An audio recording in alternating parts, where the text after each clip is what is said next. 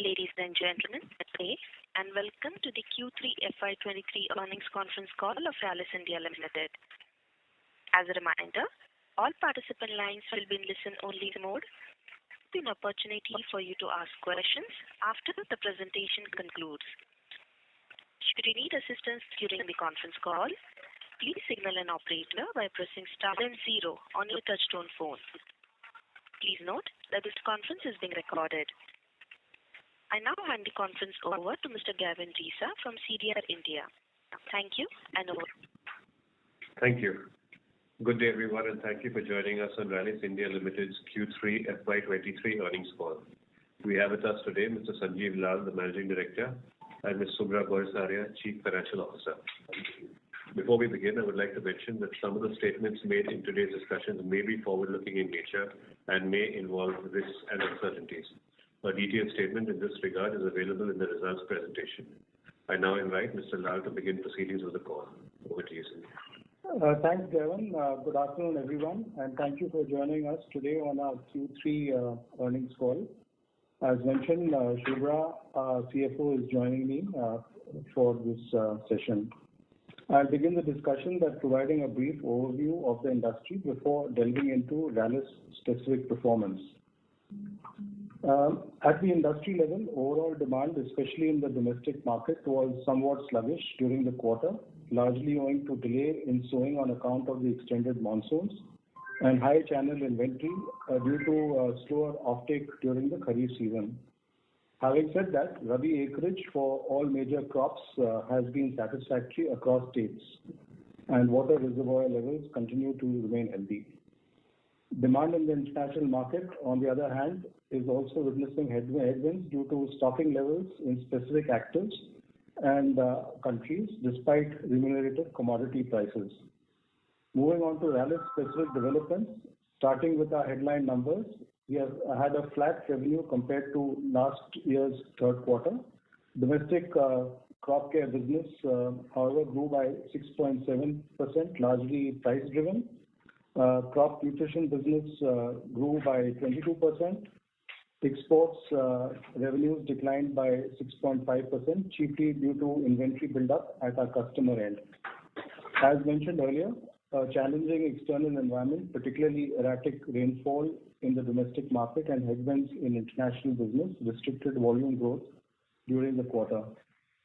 EBITDA for the quarter stood at 53 crores. EBITDA margins came in at 8.5%, lower by 2.3%, owing to lower gross margin and increase in other expenses. Profit for the quarter stood at 23 crores against rupees 40 crores reported during corresponding period last year. Moving on to individual businesses, starting with our domestic business, as mentioned, the external conditions were not favorable for growth. Overall revenues were impacted by higher Kharif returns due to erratic rainfall in states like West Bengal and Chhattisgarh. Our inventory levels that was somewhat elevated at the end of Q2 has moderated in Q3, and Rabi outlook looks favorable. In terms of new product launches, we introduced one new 9(3) pre-emergent wheat herbicide, Daksh Plus, during the quarter. Our efforts in recent years have been directed towards plugging the gaps in our portfolio, especially for certain crops and certain pests. And we have also been working towards expanding our distribution network and working on alternate channels as well. At the end of Q3, our retail footprint reached 60,000 for our crop care business. As far as international business is concerned, we have seen a decline in revenues during the quarter. The decline was primarily volume-led. Higher inventory in some of the markets for AIs has been the chief cause. Utilization rates for pendimethalin, carboxymethyl acephate plants continues to remain satisfactory, underscoring the key demand for these products. On a 9-month basis, metribuzin has seen gradual pickup in sales following normalization of inventory in the global market. As far as pricing is concerned, we had indicated pricing pressures for acephate in Brazil as well as hexaconazole in Southeast Asia. Regarding our seeds business, Q3 being a small quarter for seeds, our revenue was rupees 24 crores.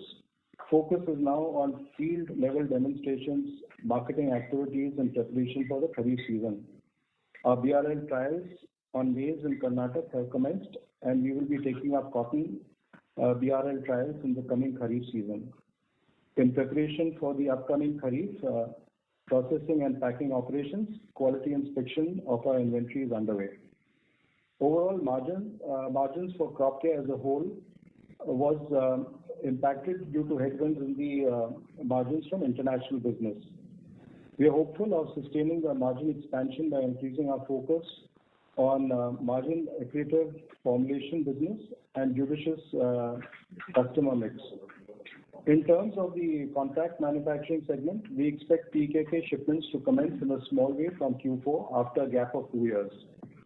The two recently won contracts, which in a way reflects our commitment towards reviving and growing the contract manufacturing business, are awaiting regulatory approval in their respective markets prior to commercialization. We have had a number of good visits from some prospective customers to our plants, and we are hopeful that some of these will translate into future opportunities. Last, as mentioned in our previous calls, we are making steady progress towards reducing our dependence on China for raw materials by sourcing some of our key starting materials from domestic suppliers. To conclude, we expect the business to exhibit steady improvement going forward. For the ongoing Rabi, we remain positive due to increased crop acreages, robust commodity prices, and healthy water reservoir levels. While the overall growth rate may be dependent on external factors, our efforts towards improving our product mix, widening our distribution reach, scaling up our capacities, and efficiently sourcing raw materials positions us well to limit the overall impact and deliver consistent results going forward. On a positive note, some of our new hybrids for the seeds business have had a good start with a record collection under the advance booking scheme. With that, now I'll request Shubhra to give us insights on the financial performance. Thank you, Sandeep. Good morning, everyone, and thank you for joining us today for our Q3 earnings call. I'll quickly walk you through our financial performance for the quarter, post which we shall commence the Q&A session. Starting with the top line, our revenues for the quarter stood at rupees 630 crores as against rupees 628 crores generated during Q3FY22, a growth of 0.3%. The growth has largely been driven by the growth in domestic market and crop nutrition, while international business saw degrowth during the quarter. Domestic business registered revenue of rupees 368 crores, higher by 6.7%, largely due to price hikes undertaken earlier during the year. Volumes during the quarter were largely benign as far as domestic business is concerned. International business reported a growth of 6.5%. Seeds business generated revenue of rupees 24 crores during the quarter. Our placement for vegetable seeds has been moderated due to sales reorganization, which we spoke about earlier. EBITDA for the quarter stood at rupees 53 crores as against 67 crores generated during the same period last year. EBITDA margin stood at 8.5% as against 10.7% last year. Gross margins are largely protected. Our actions in H1 to liquidate the high price inventory and also shorter procurement cycles going forward have helped us to largely mitigate the impact at gross margin level. However, EBITDA margin got impacted due to higher marketing and demand generation spend. As you would appreciate, last year our activities were somewhat suppressed due to COVID. There was also one-off cost of rupees 4.5 crores recognized for a demand notice served by us on a retrospective basis for few godowns by Bombay Port Trust. We are contesting this demand. PBT has got impacted by the increased depreciation charge for the newly capitalized assets, especially a formulation plant earlier this year. Further, higher interest expenses and lower other income have reduced the profit. Profit after tax for the quarter stood at rupees 23 crores as against rupees 40 crores during Q3FY22, lower by 43%. Moving on to business-wise performance, domestic business operated under a challenging environment. Delayed sowing season owing to extended monsoon, coupled with high channel inventory, impacted volume growth for the quarter. Despite external challenges, we continue to make steady progress in attempts towards introducing new products, both 9.3 and 9.4, and expect the momentum to continue during the year. Furthermore, these products are targeted towards plugging the crop and regional gaps in our portfolio. The international business witnessed a degrowth of 6.5%, albeit on a good base due to lower volumes amid inventory buildup at customers' end. The company is focusing on improving its product mix by increasing the share of higher margin products and also formulation products. As we had mentioned earlier, one of the strategic priorities for us is to address the profitability of seeds business. We have already merged the vegetables and field crop sales organization. We have also had challenges since some of our earlier promising hybrids, especially in cotton, did not perform as per our expectations. As a result of which we are holding slow-moving inventory, for which we had recognized provision in H1 of the year. We are further reviewing the overall sales plan in light of the inventory level and also our future development plan, and will conclude this exercise by Q4. A quick word on CapEx before I hand it back to the operator. As indicated in the previous call, our overall CapEx for the year could be 200 crores. Our effort on working capital optimization is progressing well. Inventory levels have moderated, and focus on Q4 will be to ensure good collection.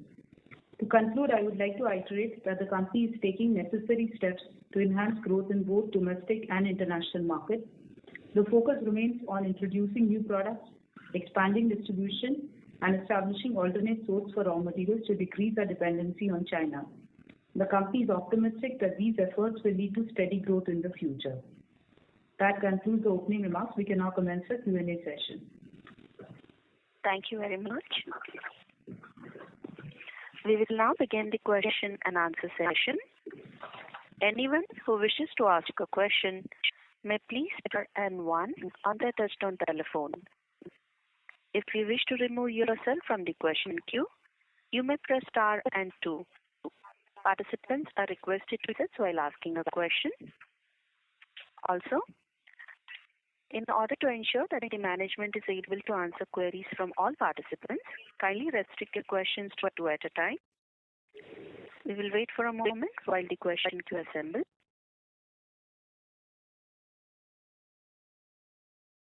We have a first question from the line of Varshit Shah from Veto Capital. Please go ahead. Hi sir, thanks for the opportunity.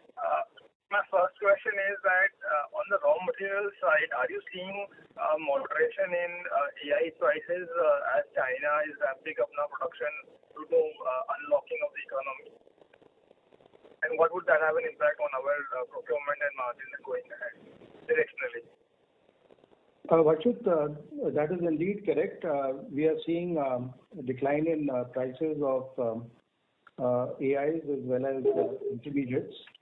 Of course, as these prices are coming down, we will see some amount of margin pressures, while of course we'll try and get the best price based on the competitive situation in the market. But yes, to answer your question, the prices of key materials are coming down, including some of the intermediates.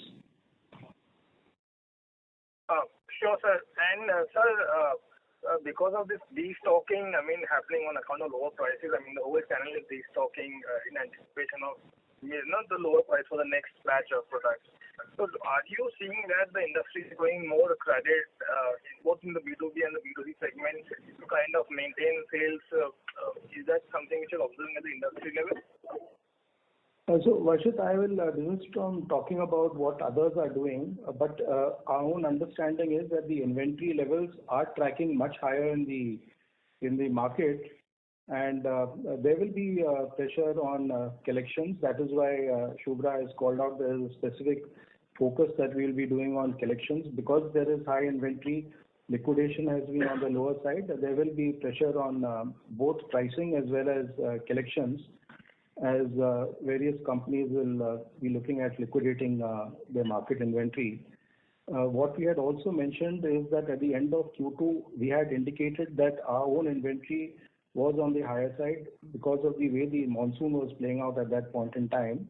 But we have specifically worked towards ensuring that our market inventory is moderated at the end of Q3. Sure, sir. I have more, but I'll get back in the queue. Thank you.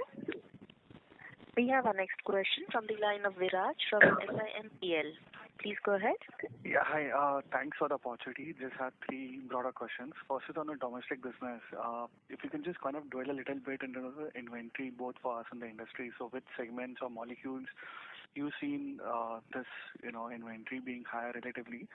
And in relation, when we say a 6 to 7% growth in domestic for us in Q3, in relation to the market, how would have that grown? So any perspective on the overall market performance and our margin in domestic, because I think in international business we took some hit in terms of provisionings and price corrections being more severe there. So just kind of have a few questions on the domestic side to start with. Yeah, see, on the domestic side, we will be seeing some amount of price correction which will be there. The inventory levels are high because the pest infestation has also been on the lower side. So there is high inventory level on that account, Viraj. What is the other question, Arina? Margins. Yeah, go ahead. So margins are largely, your question was on domestic business. So margins for domestic business are similar, or I would say largely in line with the previous year. So we're not seeing a compression in margin. And here our efforts in terms of pushing high mix products have helped. And here I'm talking about gross margin specifically. On IBD, just to correct, we have not taken any provision. Since you mentioned that we have taken provision, the impact is because of the overall market being competitive in terms of pricing pressure. Okay, and so the question on domestic on the, how has the overall market grown? And when you say inventory levels are higher, which molecules or segments these are, in? So the domestic market, our own assessment as the growth has been fairly sluggish. Of course, since Rallis is the earlier companies to be reporting results, we really don't know what has happened, what others will be reporting. But our assessment on the ground is that the growth has been fairly sluggish, largely driven off lower consumption, lower application of agrochemicals. Okay, and just one more question was on the international side. If you look at the commentary of all the major agchem companies globally, they kind of point to a very robust kind of a volume and traction, overall business traction for them in major markets. So when we say that, we've seen overstocking and inventory correction happening, are these specific to certain molecules, say, for example, like a metribuzin or acephate or any of those specifically, and is it just kind of in certain regions or pockets where this is a pain point, or how do you see that? So I think the pain point will be for specific molecules. For example, I'll just use the example of our own hexaconazole, which is largely a molecule that we sell in China and Southeast Asia. There we have seen very little demand coming from that particular AI. So we've had a lot of challenges in placing our hexaconazole in the Southeast Asia and China markets as well.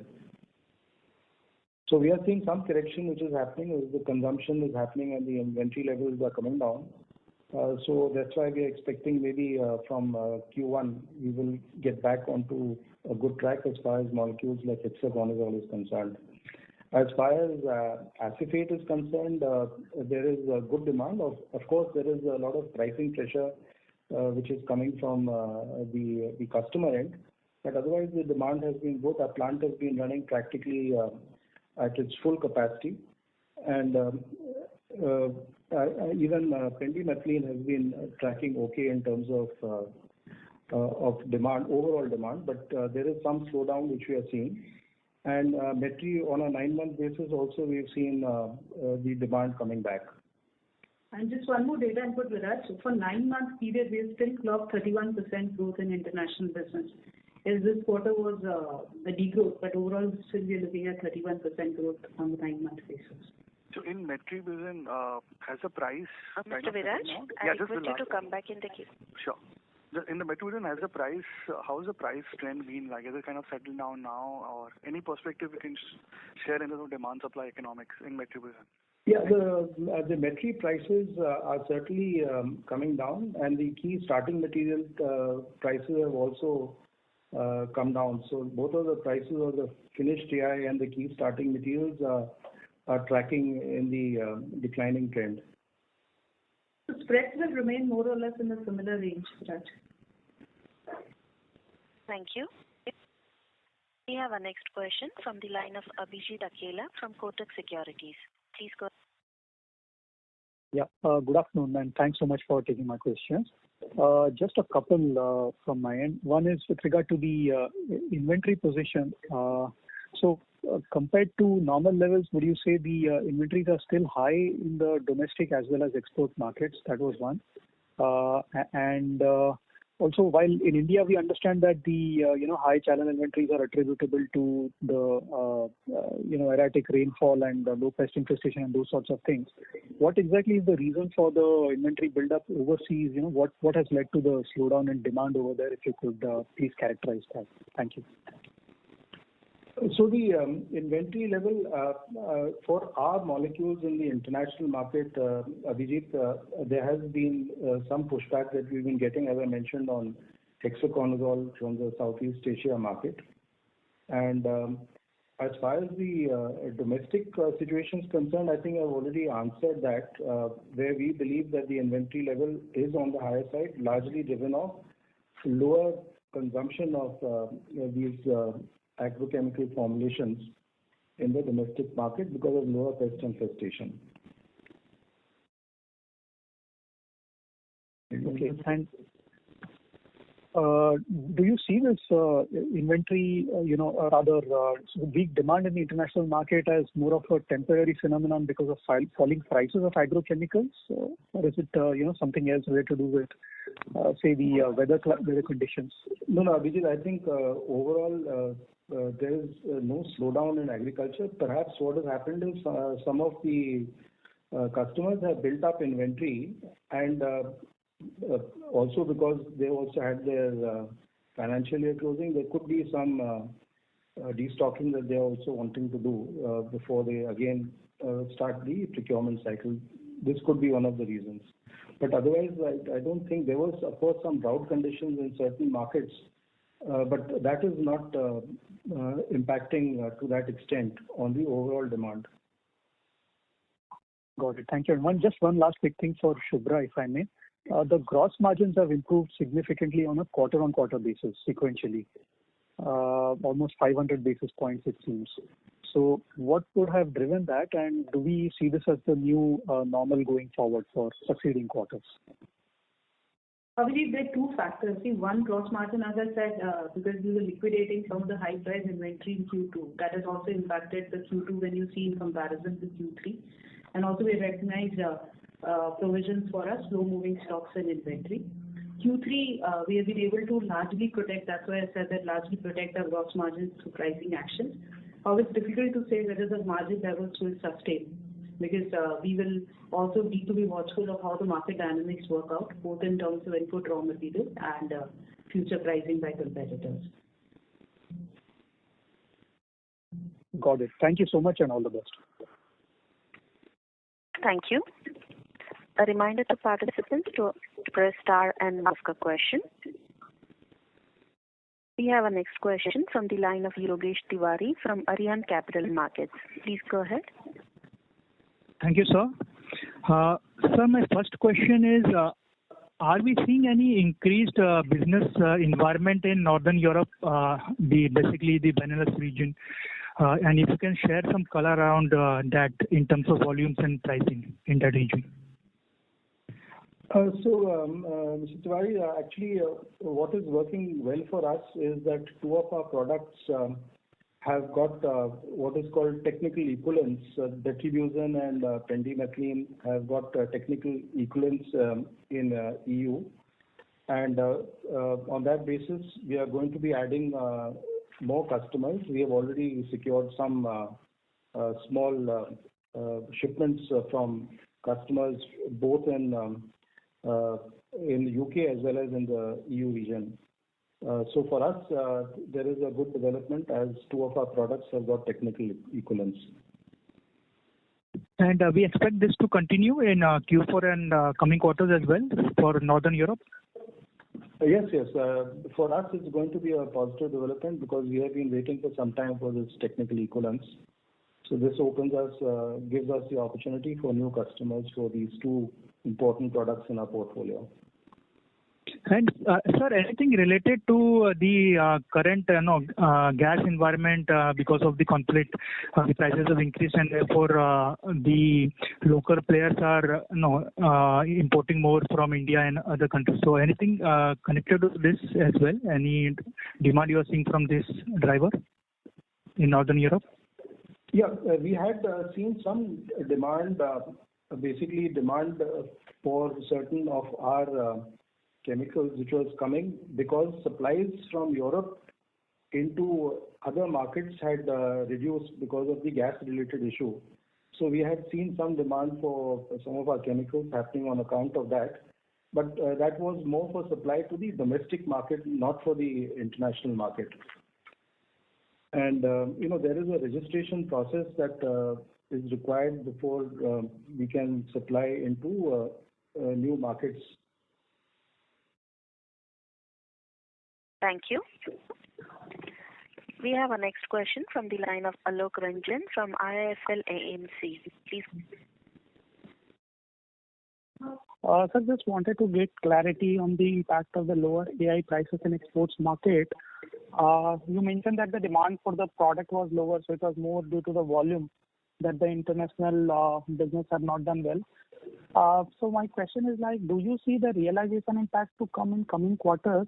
And also for company like Rallis and other companies which might be having distribution in the international market, how the impact is different in case of prices going down? If you can elaborate on both the 2 points.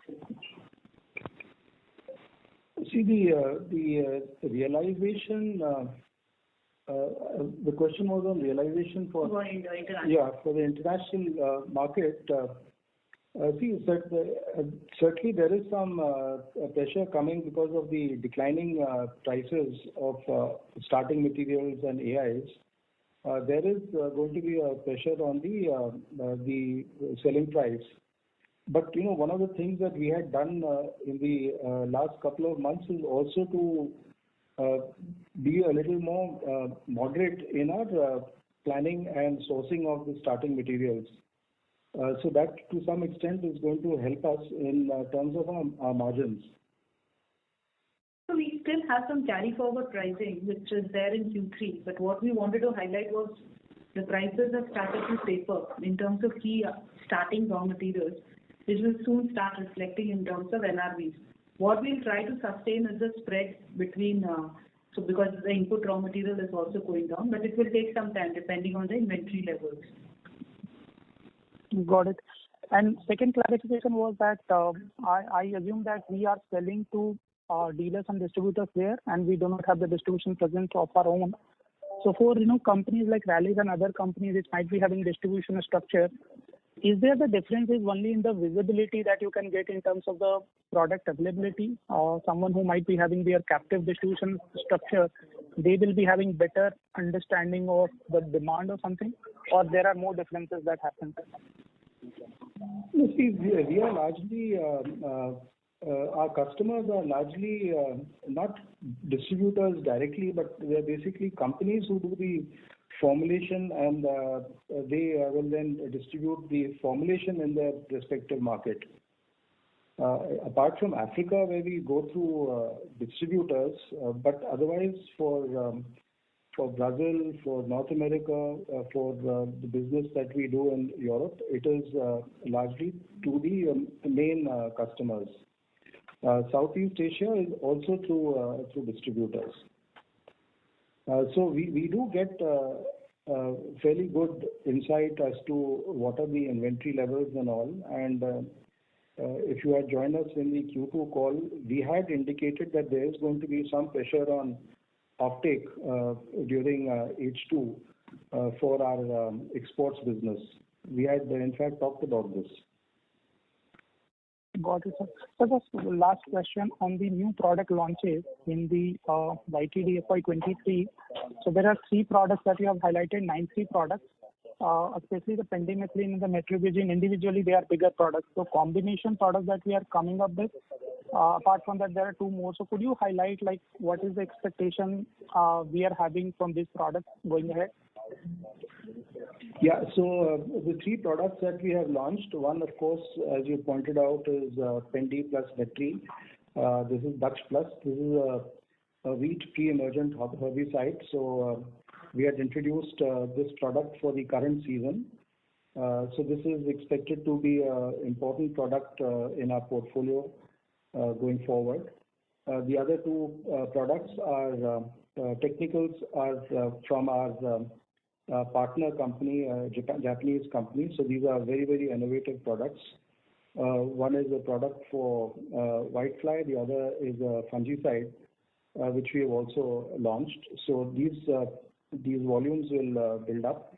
There's a lot of ground level activity that we will be doing in the Kharif season, especially for the other 2 products, not the wheat herbicide, because that season is over for us for the year. We expect a good traction.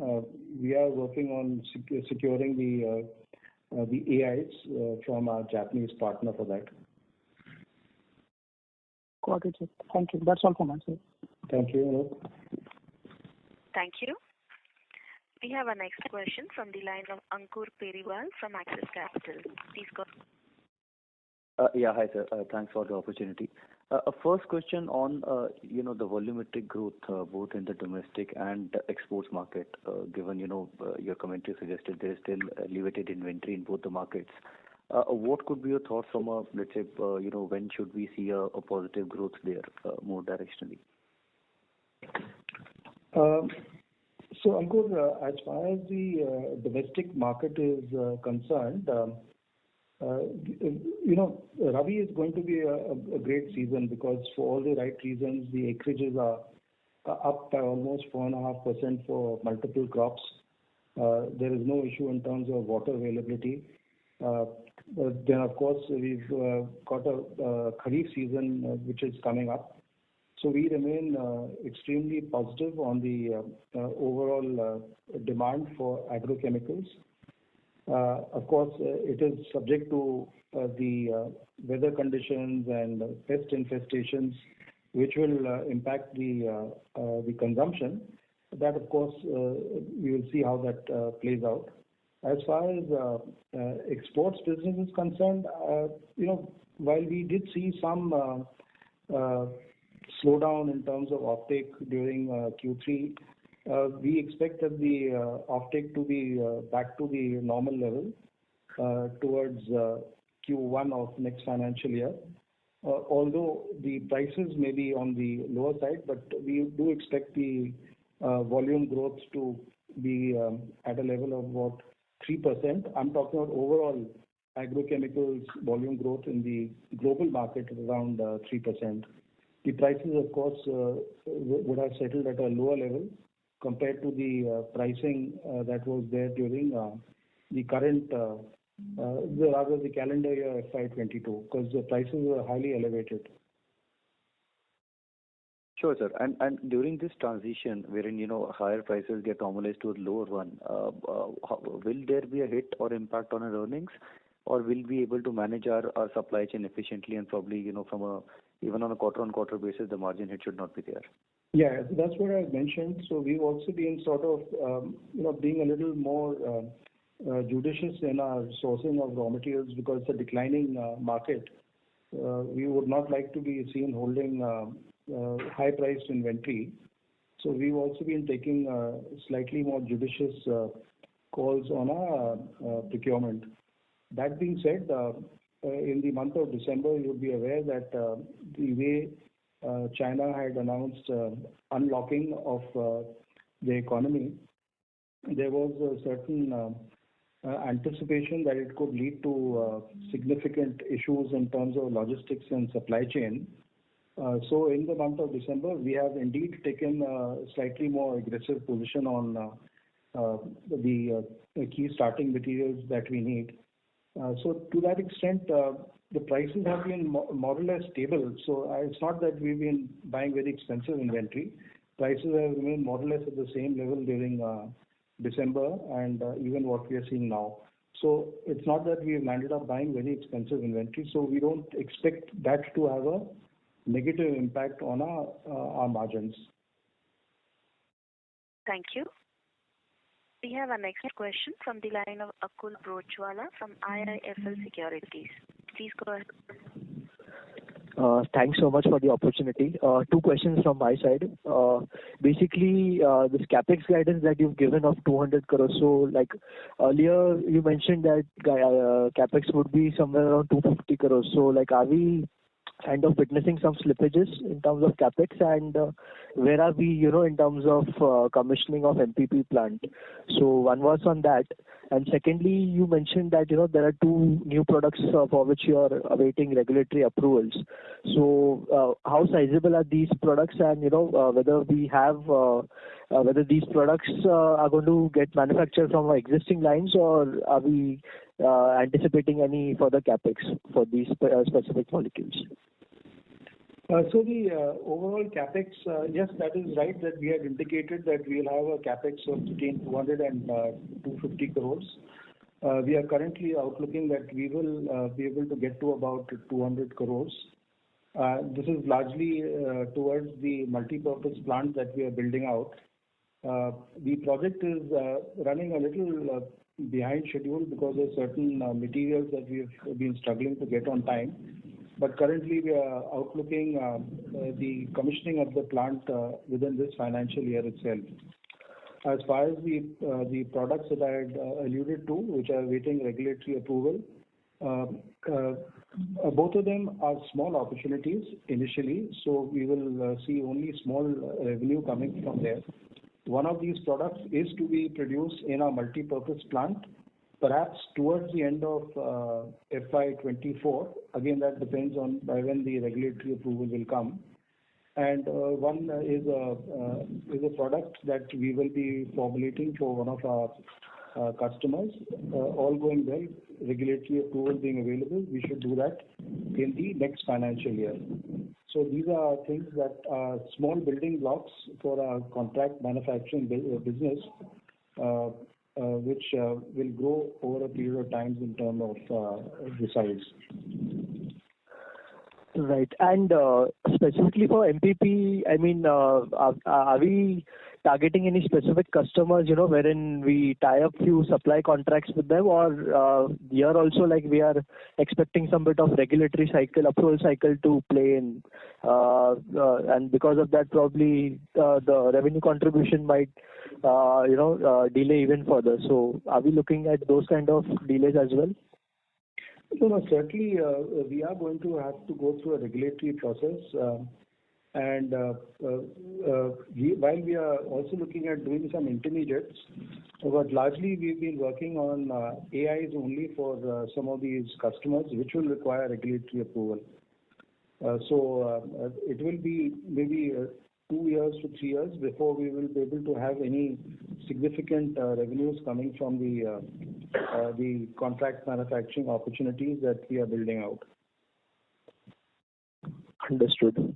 Thank you. That's it from my end. Thank you. We have our next question from the line of S. Ramesh from Nirmal Bang Equities. Please go ahead.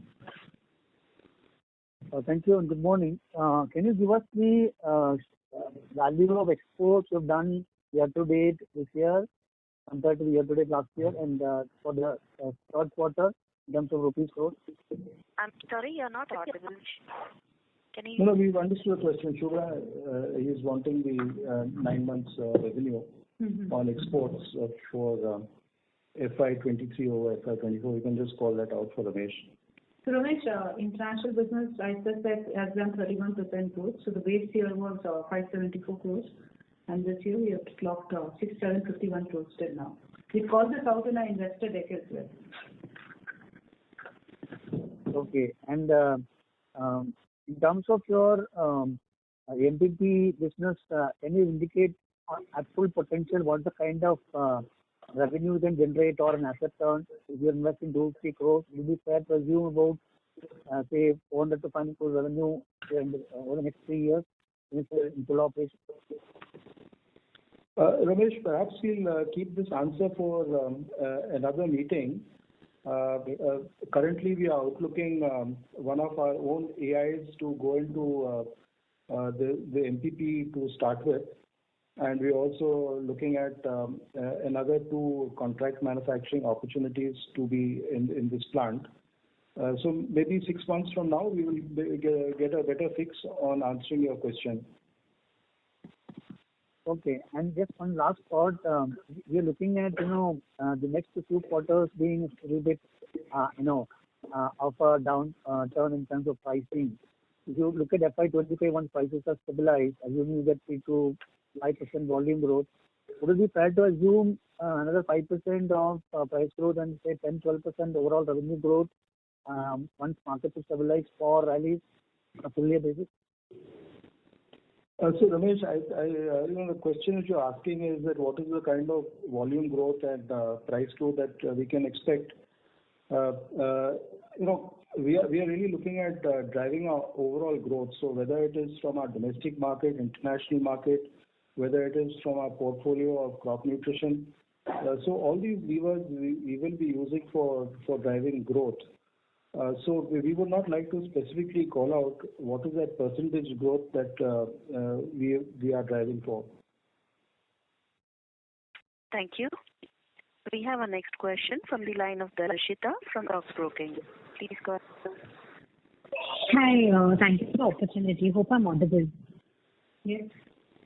So my question was regarding the seeds provisioning. I think Subhra mentioned in the opening remarks that we will be doing an exercise to identify the provisioning for the seeds. So was that to do with just identifying how much more provisioning do we require, or was that to do with providing the actual provisioning numbers for those seed systems? No, so typically in Q4, we start planning for the processing and packing for our seeds business, and of course it goes through a lot of quality checks. And as you are aware that we are sitting on considerable market returns coming out of FY21, especially on the cotton side. So there will be a complete analysis done on if any further provisioning that may need to be done. So Darshita, typically as an annual exercise, we look at the entire impairment in Q4, which is where in this year, what is the future sellable plan, we conduct this exercise. That's why I mentioned that we will finish this exercise by Q4. Okay, so do we expect, I think maybe in the second quarter, con call we had mentioned that there might be some more provisioning happening for the cotton seed specifically in the second half of the year. So do we expect something coming in for 4Q? Yeah, I think there will be certain additional provisioning that may be called for, but we will get a fix once we've done the entire process, Darshita. Okay. And could you provide some more clarity on the rent bit, the provisioning of the rent? I'm sorry to interrupt. Can you please come back in the queue? I just asked one question. It's okay. Go ahead. Darshita. Yeah.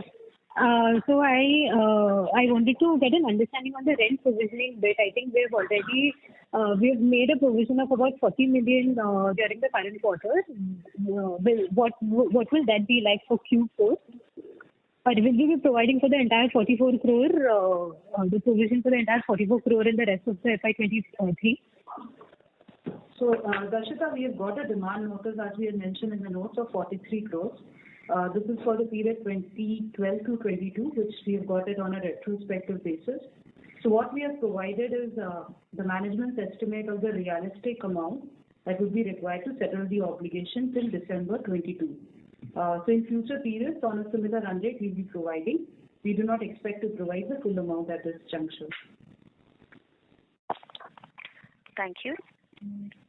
We have a next from the line of Somaya V from Spark Institutional Equities.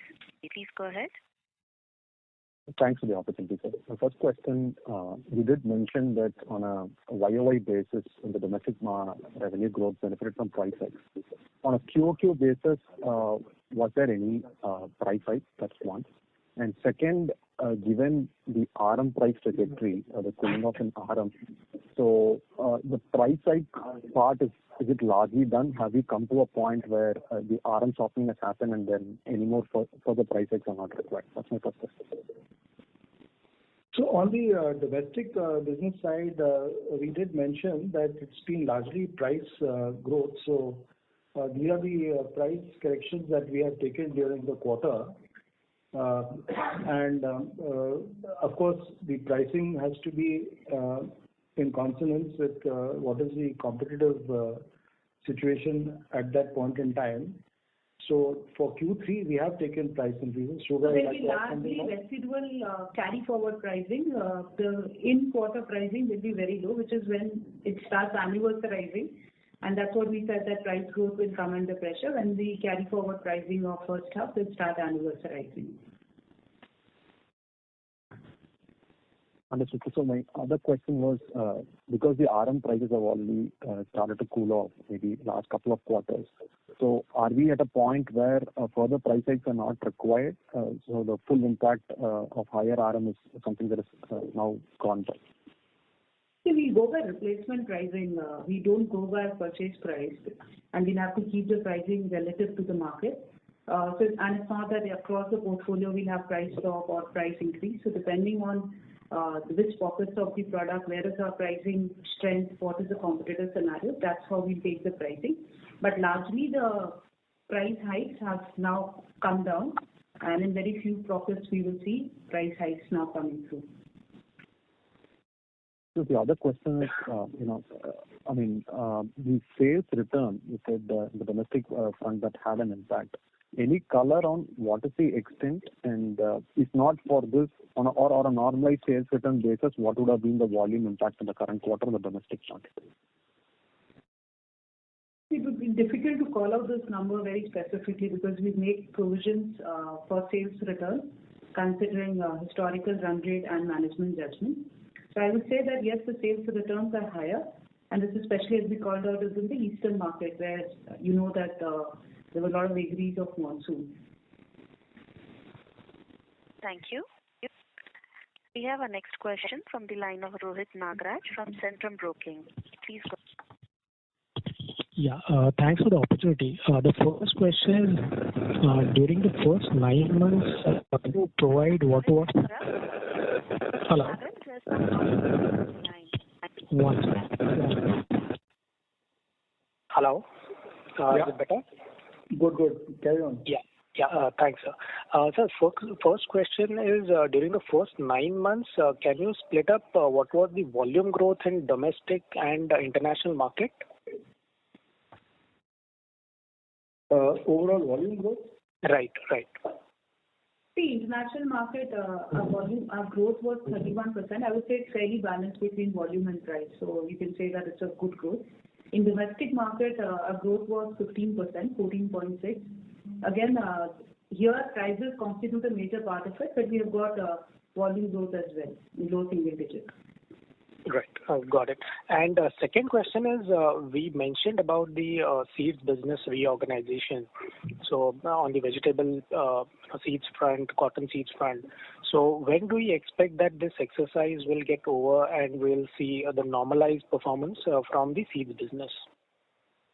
No, so Rohit, I'll just go back to what we had said at the Q2 call.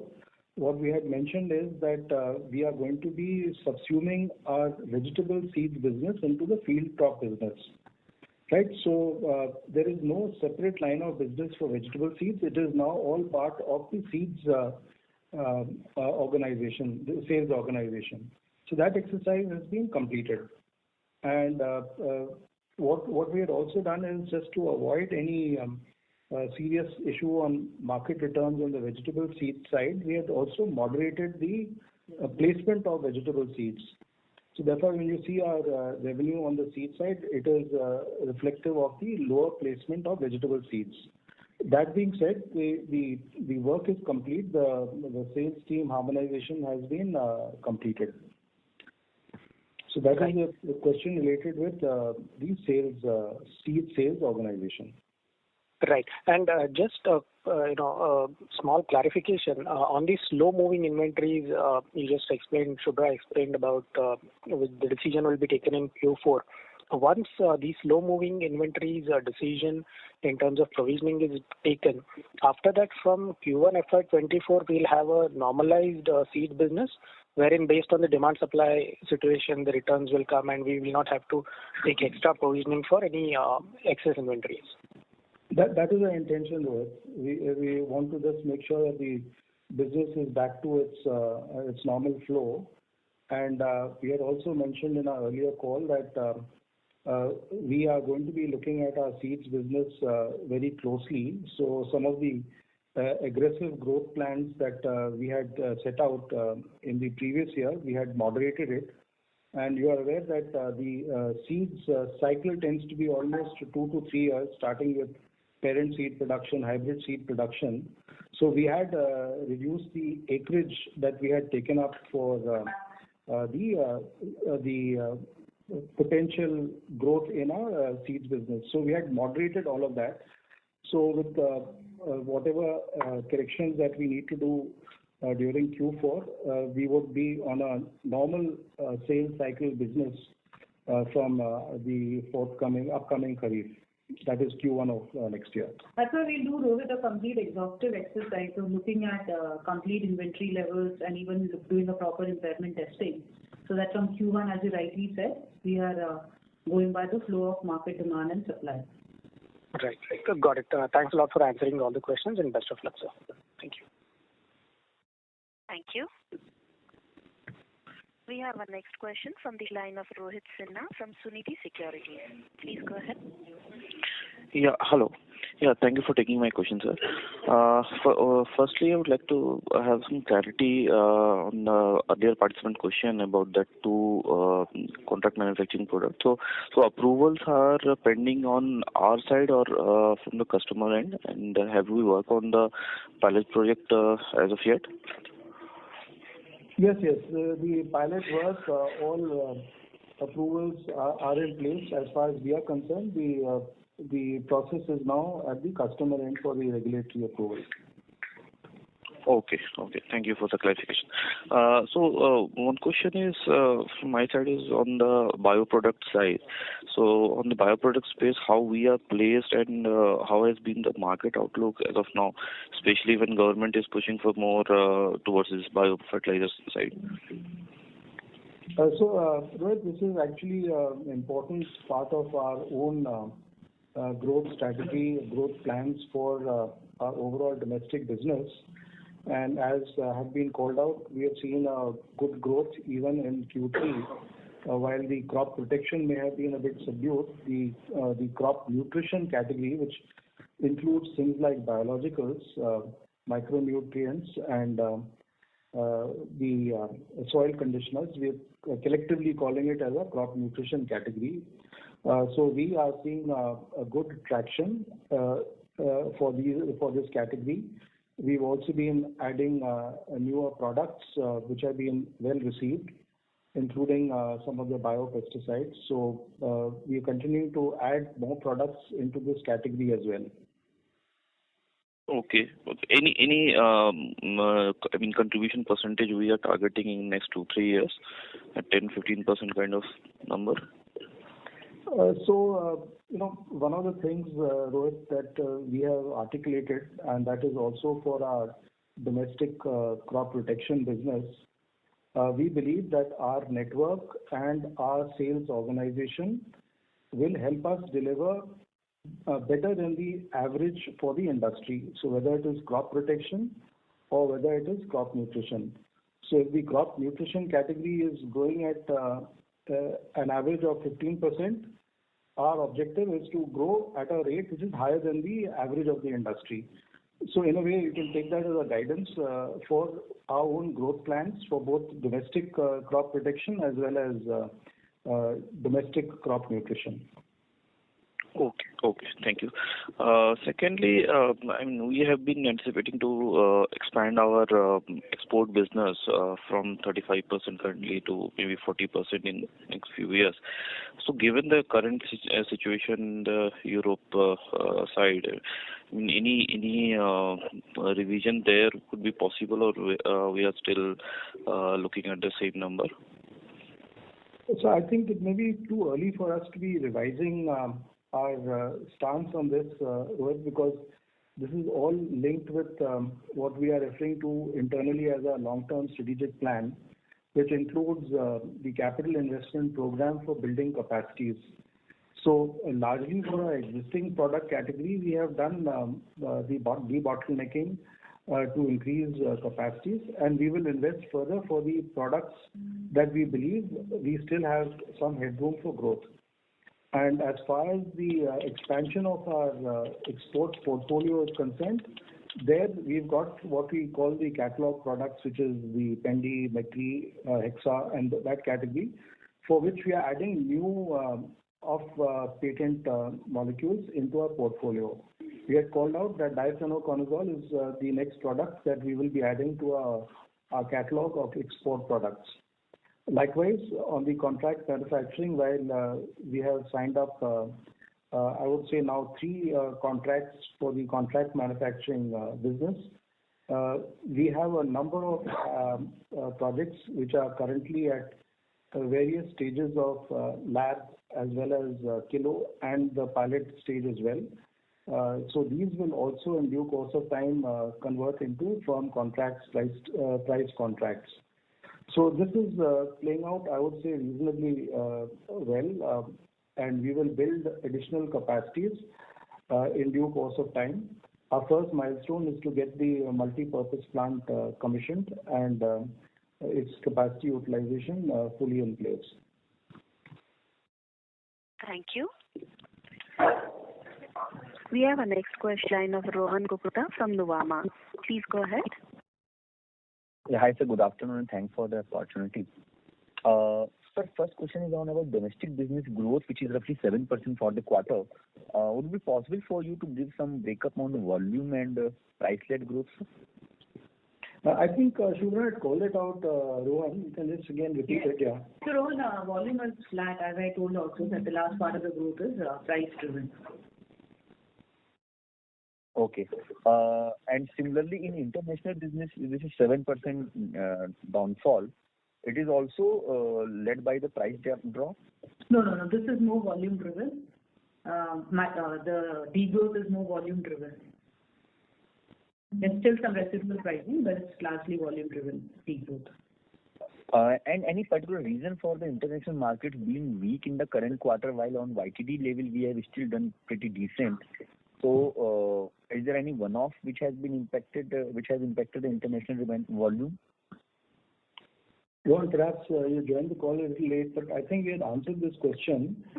See, even in Q2 when we had our quarterly results call, we had mentioned that we are seeing some pressure on uptake of our category of products, especially the hexaconazole and pendimethalin. So we had actually expected slightly slower growth in the H2, which we had called out. I would say that this is in a way playing out, but we, as I mentioned, that Q1 we expect our volume growth to be back on track. Okay. Sir, pardon me, sir, because I joined the call late, so I would have missed out on those numbers. Sir, just the last thing from my side is on our long-term strategy, which you were just talking about. So there you see that the capex-led growth and the company will continue to focus on capex and basically building the capacities in intermediates. So there, I think, and we are still lacking in terms of the growth visibility on the products and the product pipeline. And also in the CRAMS business that any new customer additions or new product development.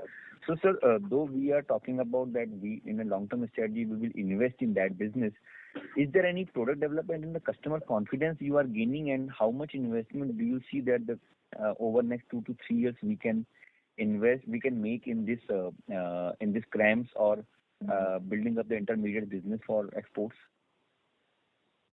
So, I did mention that one is that we've already got 3 small contracts signed up. The other is a number of our opportunities are at various stages of development, either at the lab or at the kilo scale or at the pilot scale. That is the next level of opportunities which will get converted into agreements and contracts. And the next level is number of visits by both Japanese as well as Europe-based companies to our facility has happened, where we are positioning ourselves as a partner of choice for both intermediates as well as the actives. So we do expect this contracts list to start growing as we move forward. So as of now, we've got 3 contracts that have been signed up. We expect to progress along that over the next couple of months. And as far as the new product introduction, what we are calling our catalog products, is concerned, diphenhconazole, we will be commercializing as the first product from the multi-purpose plant. We've also called out that every year we expect to add at least 1 new active ingredient into our catalog product. So hope that answers your question, Rohan. Thank you. We have our next question from the line of Jasmine Kaur from Fortuna Investment Advisors. Please go ahead. Hi, thanks for the opportunity. Am I audible? Yes. Yeah, go ahead. Yes. Yeah. Okay. So my question is on the receivables, which had increased substantially. So is there any relief on that front, and what is the situation now? And also I wanted to know that why exactly the receivables position had increased so much. Is it more on the domestic side or also on the international side that we are seeing this increase? See, receivables we had commented in Q2, there were 2 parts to it. I'll dissect domestic and international first. Since the international business was growing and a typically credit period there is longer, that had caused one impact. Secondly, we had also mentioned about the fact that we had stopped discounting for one of our key customers, which is where the international receivables have gone up. Nevertheless, I must say that there is no overdue in any of our international customers. Moving to domestic parties, yes, there was a collection which had got stuck up because of kharif and unseasonal rainfall. But we have now working towards how do we mop up this collection, and we've seen good progress last month. We hope to get more normalcy around it in Q4. Okay, so it's a focus area for us. Okay. So Q3 would have been lower than compared to Q2?